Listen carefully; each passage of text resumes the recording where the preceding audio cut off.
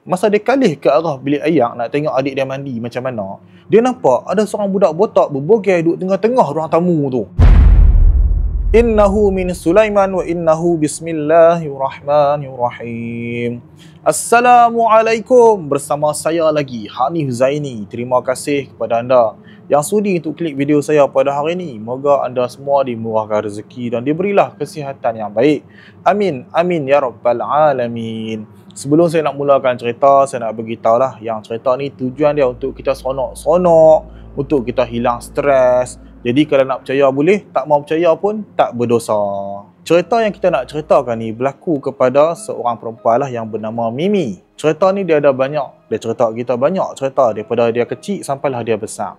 Di mana adalah gangguan yang berlaku dekat dia dan ada juga yang berlaku dekat kawan dia. Mimi cerita sebelum dia kahwin, macam-macam gangguan yang dia hadap. Dia dengar bunyi guli dalam rumah lah, dia dengar bunyi cakap lah, dan macam-macam lagi lah. Tapi lepas dia kahwin, gangguan tu dah tak ada. Yang pelik dia, laki dia pula yang kena gangguan-gangguan macam tu. Mungkin dia transfer kot pergi kat laki dia. Jadi kepada anda semualah, perempuan-perempuan yang tak kahwin lagi yang duk kena gangguan tu, kahwinlah cepat. Supaya laki anda pula yang kena gangguan.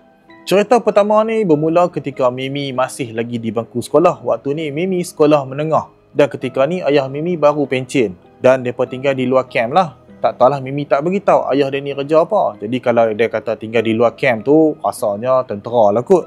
Dan bila mereka tinggal di luar camp, tempat yang ayah Mimi ni menyewa nama dia Taman Bukit Terendak. Rumah yang disewa ni pula merupakan sebuah rumah banglo lah yang agak besar, milik seorang Cina. Waktu mereka masuk ke rumah tu, ayah Mimi ni dia panggil lah budak askar daripada camp tu. Prebek lah kot, yang dah habis tugas untuk mai ke rumah mereka, cat rumah mereka. Dia bayar upah lah. Bolehlah duit tepi sikit kat budak tu. Masa duk cat rumah ni, budak askar tu dia ada perasan. Di setiap pintu di rumah Mimi ni akan ada tangkai. Tangkai tu pula berwarna merah. Dan rumah Mimi ni ada 3 pintu. Maknanya ada 3 tangkai lah yang digantung di atas pintu. Selepas selesai cat rumah Mimi ni, budak askar ni pun pilah bagi tahu dekat mak Mimi ni. Puan, masa saya cat rumah puan ni, saya nampak ada 3 tangkai. Boleh tak saya nak minta satu? Mak Mimi, dia tak percaya benda-benda macam ni. Jadi dia pun bagi je lah dah budak tu nak. Kemudian budak askar tu pun dah tuan rumah izin dah nak ambil. Dia pun ambil lah tangkai tu. Dan tangkai yang dia ambil tu pula, betul-betul di pintu utama rumah si Mimi ni. Kemudian budak tu pun balik lah. Dan bermulalah episod kisah misteri di rumah Mimi ni. Apa yang jadi kat rumah Mimi ni? Cerita dia, gangguan pertama bermula apabila mak si Mimi ni yang merupakan tukang jahit lah. Mak Mimi ni pandai jahit. Dan selalunya dia akan gantung gunting dia tu dekat tepi pintu. Dia katak satu paku untuk dia gantung gunting. Senang nak cari. Lagipun adik-adik Mimi ni kecil lagi, takut budak-budak main. Jadi bahaya pula kat budak-budak. Satu hari ni mak dia nak menjahit lah. Jadi mak dia carilah gunting. Bila pergi tengok kat tempat yang selalu gantung tu, tak ada. Mak Mimi ni panggil lah Mimi. Mimi, nampak tak gunting mak duk gantung tadi ni? Mimi bagi tahu, tak nampak pula. Jadi dua beranak ni memulakan operasi mencarilah gunting tu. Dia pergi tengoklah dekat mesin jahit mak dia. Dia pergi tengok dekat atas kosen, bawah mesin jahit. Apa semua tempat lah, tak ada. Mimi ni rasa pelik. Mak dia lagilah pelik. Sebab rumah tu, yang duk gunting ni mak dia seorang je. Takkan Mimi nak guna gunting kain tu buat gunting retas pula. Mampus mak dia pelekah dia.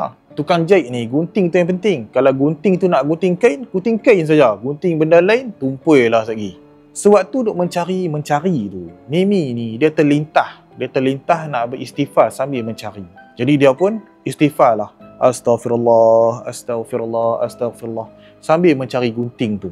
Mimi ingat dia nak jumpa gunting tu kat bawah-bawah lantai lah. Celah-celah sofa ke, celah-celah tempat lah. Tapi yang menghairankan, yang Mimi jumpa, gunting tu berada tepat di tempat yang mak dia selalu gantung. Mimi panggil mak dia. Mak dia pun mai tengok gunting tu berada di tempat tu juga. Dua-dua beranak ni masing-masing kehairanan. Sebab mereka dah tengok tempat tu dekat 10 kali. Ulang-alik tengok.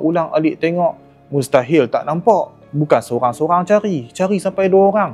Apa pun Mimi dengan mak dia ni buat tak tahu sajalah. Duk fikir sangat pun buang masa juga. Seterusnya berlaku lagi misteri dalam rumah tu. Di mana kali ni, mak dengan ayah Mimi ni keluar. Jadi Mimi lah yang kena jaga rumah. Celah-celah tu Mimi kena asuh lah 3 orang adik dia ni yang waktu tu kecil-kecil lagi. 3 orang adik dia ni laki semua. Waktu ni Mimi berada di dapur. Tak tahulah tengah masak ke, basuh pinggan ke, basuh baju ke.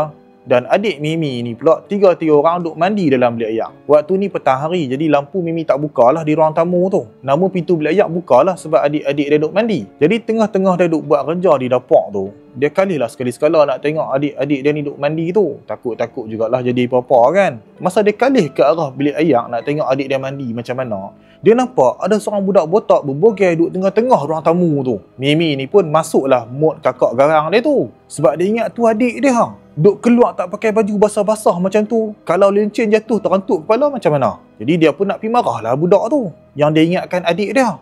Dia berjalan pergi sambil berletak lah. Sambil membebel-bebel lah dekat makhluk yang disangkakan adik dia tu. Tiba-tiba budak tu berlari masuk ke celah tirai. Mimi tak pergi lagi kat tirai tu. Tapi Mimi kona pergi ke bilik ayak. Sebab nak marah lah 2 orang lagi adik dia yang besar ni. Awak hampa tak tengok ke adik hampa ni? Jadi apa-apa lagi? Masa dia nak masuk ke dalam bilik ayak tu sebab nak marah adik-adik dia ni, 2 orang lagi ni tak tengok adik dia keluar tu. Terkejutlah si Mimi ni sebab dia tengok adik-adik dia 3 orang ada dalam tu. Kemudian ni Mimi dia nak pastikan apa yang berlari tadi tu. Dia tak maulah terus kata tu hantu. Mungkinlah anak jiran ke ataupun sesuatu yang lebih masuk akal. Jadi dia pun pilah tengok ke situ. Dia berjalan ke tirai tu. Masa dia selok tirai tu, dia nampak budak tu berlari keluar ikut pintu besar tu. Pintu besar tadi ni lah yang budak askar tadi ni ambil tangkai tu. Jadi mungkinlah tangkai tu dipasang untuk tak bagi benda-benda tu masuk kot. Tak tahulah tu rumah orang Cina kan. Jadi ikut mereka punya budaya, mereka punya agama, mungkin tangkai itulah penghalang jin setan tu. Apa yang Mimi ni buat? Mimi ni istighfar dan baca ayat kursi saja waktu tu. Seterusnya berlaku lagi dekat Mimi ni.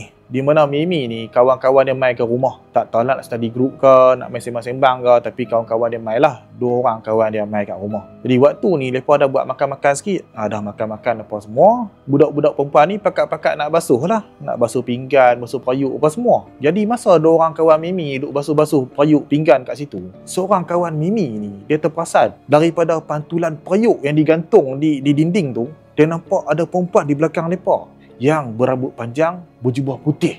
Kawan dia ni pun bagi tahu lah kat kawan seorang lagi tu. Kawan seorang lagi pun nampak. Jadi mereka ni termenjerit sikit lah. Bukan menjerit histera ni, menjerit terkejut sajalah. Lepas tu mereka pun bagi tahu lah kat Mimi. Mereka kata tu mungkin mak Mimi kot. Mimi bagi tahu lah, mustahil lah mak dia. Sebab mak dia duduk tidur dalam bilik, mak dia letih. Jadi Mimi ni gelak kelak lah. Dan lepas tu mereka pun lupakanlah peristiwa tu. Cerita yang kedua ni pula berlaku dekat sepupu Mimi pula. Waktu ni kita reverse sikit masa. Waktu ni Mimi masih sekolah rendah lagi. Umur dia baru 11 tahun. Dan ayah Mimi tak pencen lagi waktu ni. Dan ketika ni mereka tinggal di rumah nama mereka lah sebelum mereka pindah ke rumah banglo tadi tu. Waktu ni sepupu Mimi dia main tidur dekat rumah Mimi. Dan Mimi ni dia punya habit, dia suka tengok TV sebelum nak tidur. Dan dia ni tak suka tidur atas katil, dia suka tidur bawah. Lapik tilam tidur bawah. Sebab apa? Sebab dekat dengan plug nak tutup TV. Jadi malam-malam dia tekan plug sajalah. Tak payah nak bangkit tekan punat TV dah. Malam tu kiranya sepupu-sepupu dia ni tidur atas katil, dia tidur kat bawah atas tilam saja. Sepupu-sepupu dia ni dah tidur dah. Mimi ni pula memang jenis tidur awal. Tapi malam tu ada satu cerita yang seronok. Jadi Mimi ni pun gagah kalau juga mata dia untuk tengoklah cerita tu sampai habis. Yalah dulu ni TV bukan macam Netflix, macam Astro lah ni. Boleh pilih, boleh ulang, boleh pause. Kalau terlepas, tak ada dah lah cerita tu. Kena tunggu lama pula baru nak ada balik cerita tu. Masa Mimi duk gagahkan mata duk tengok cerita tu, nak habis cerita tu sampai habis, Mimi ni pun antara sedang tak sedang, kiranya dah lali nak tidur tak tidur lah. Dia nampak sepupu dia ni berjalan pi dekat TV tu. Dan ketika tu juga dia nampak sepupu dia ni tekan punat TV tu. Apa yang Mimi nampak, sepupu dia tu berjalan dengan menundukkan kepala. Dan rambut dia ni tutup muka. Kiranya Mimi tak berapa perasan lah muka sepupu dia waktu tu. Cuma apa yang Mimi nampak dengan jelas adalah jari sepupu dia ketika tu. Macam mana jari sepupu dia ketika tu? Yang Mimi ceritakan, jari sepupu dia tu waktu tu sangatlah runcing, panjang, berkuku panjang pula ketika tu. Tengah tekan punat tu, dia nampak. Dan ketika tu pun Mimi ni dah mengantuk dah. Antara sedang tak sedang dah lali dah. Memang kira sikit lagi tu kiok tidur terus lah. Jadi apa jadi? Mimi tertidur terus lah. Dan ketika pagi hari, Mimi jaga awal lagi pada sepupu dia. Dah lah dia tidur paling lambat, dia pula jaga paling awal. Kemudian Mimi ni pun tunggulah sampai sepupu dia ni bangkit. Bila sepupu dia bangkit, Mimi tanyalah kat sepupu dia, semalam kau ada tutup TV ke? Sepupu dia ni penakut, jenis penakut tahap gaban ni.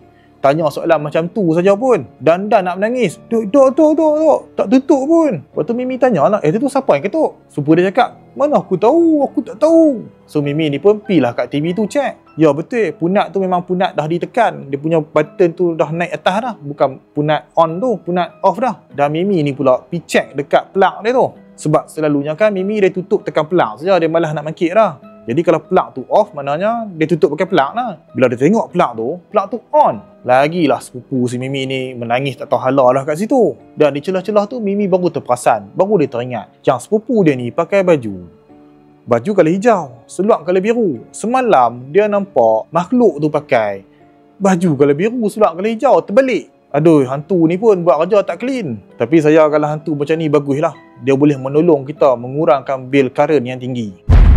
Cerita yang ketiga ni berlaku dekat Mimi lagi, di mana cerita kali ni dia patah balik lagi jauh. Waktu ni Mimi masih sekolah rendah tapi bukan 11 tahun. Mungkin 8 tahun ke 9 tahun ke. Sebab Mimi tak cerita waktu tu umur dia berapa. Apa yang dia cerita waktu ni, ayah dia dapat di kamp pendalaman. Jadi dia kena sekolah di sebuah sekolah di pendalaman. Kiranya dalam tak dalam tu, rumah dia tak ada elektrik, tak ada air. Dan Mimi ni dengan beberapa orang kawan dia lagi, anak-anak pekerja situ juga, akan mandi di sungai. Untuk ke sekolah pukul 5 pagi dia kena mangkit dah lah. Bila mangkit tu ramai-ramai lah berkonvoi pergi ke sungai untuk gosok gigi, untuk mandi di sungai tu. Kiranya sungai waktu tu bersih lah kot noh. Pendalaman lagi, tak ada pencemaran lagi pun. Duk buat macam tu kat sungai kita, pakai masuk hospital lebih lah budak-budak tu. Masa Mimi duk gosok gigi dekat sungai tu, Mimi nampak ada bayang putih yang melalui kawasan padang tu masuk ke seberang semak. Mimi duk ingat orang. Yalah dia budak lagi waktu tu. Jadi Mimi ni sambil duk gosok gigi, sambil duk tunggulah orang tu nak keluar daripada semak tu. Tapi tak keluar-keluar juga. Mimi yang tengah duk gosok gigi tu pun, dia pun nak berkumur lah. Nak buang ubat gigi dalam mulut tu. Masa dia duk buang ubat gigi dalam mulut tu, nak berkumur tu, dia nampak lembaga tadi tu berjalan di atas air. Mimi pun dia kalih kat kawan-kawan dia ni. Dia tanya kawan-kawan dia, korang nampak tak apa benda yang berjalan atas air tu?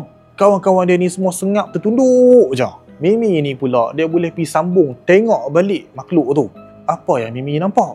Mimi nampak ada satu makhluk yang berjalan di atas air, berambut panjang, berbaju putih. Yang tadi awal dia nampak tu, tengah berjalan di atas air tu. Kira nak main ke arah mereka lah.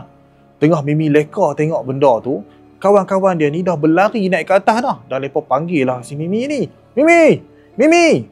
Mimi pun dengar lah kawan-kawan dia dipanggil. Mimi kali tengok, noh, duduk atas dah. Mimi pun nak tunggu lagi kat situ. Tak ada dah lah. Dia berlari juga naik ke atas. Dan kemudian mereka ni pun berlarilah balik ke rumah masing-masing. Masa sampai kat rumah mereka, Mimi ni dia beritahu lah kat mak dia apa yang dia nampak pagi tu. Dan Mimi ketika tu dia beritahu, dia tak takut pun. Sebab dia ingat tu orang. Yang kawan-kawan dia tadi ni, semua duk menjerit hantu-hantu dah. Dia duk pelik lah, menentang apa hantu tu. Kemudian mak Mimi ni pun beritahu lah kat Mimi, yang adik nampak tadi tu pontianak. Lepas ni kalau nampak lagi, terus lari. Cerita yang ketiga berlaku ketika Mimi dah besar dah. Tak cerita lah pula besar tu umur berapa. Tapi dia dah besar dah lah. Lagi besar pada cerita yang pertama. Di mana ketika ni Mimi dia nak tidur di rumah. Dah malam dah. Selalunya Mimi dia boleh tidur senangnya. Tapi malam tu dia rasa pelik. Malam tu jadi rasa panas sikit. Rasa gelisah sikit. Tak boleh nak pejamkan mata. Pusing kanan tak kena.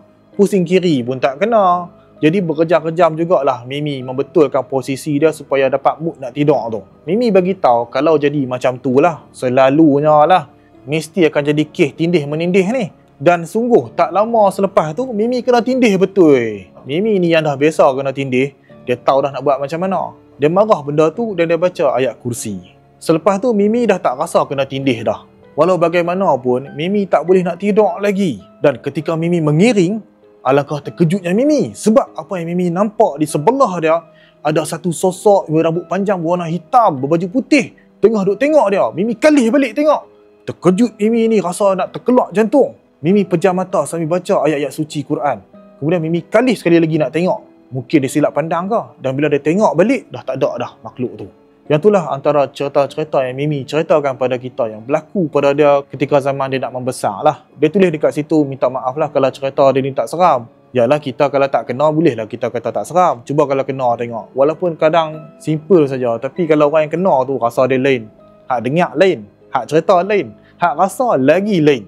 Jadi setakat tu dulu cerita untuk hari ni. Terima kasih kepada anda yang sudi untuk dengar cerita ni sampai habis. InsyaAllah kita akan berjumpa lagi lah di episod yang akan datang dengan cerita yang lagi menarik, InsyaAllah. Ingat geng, Jangan tinggal solat walau macam mana pun hidup kita ni, susah ke, senang ke, punah ke, ranah ke. Dan jangan pernah sekali-kali untuk kita lupa selawat kepada Nabi Muhammad SAW. Tak boleh banyak, sikit pun tak apa, janji jangan lupa.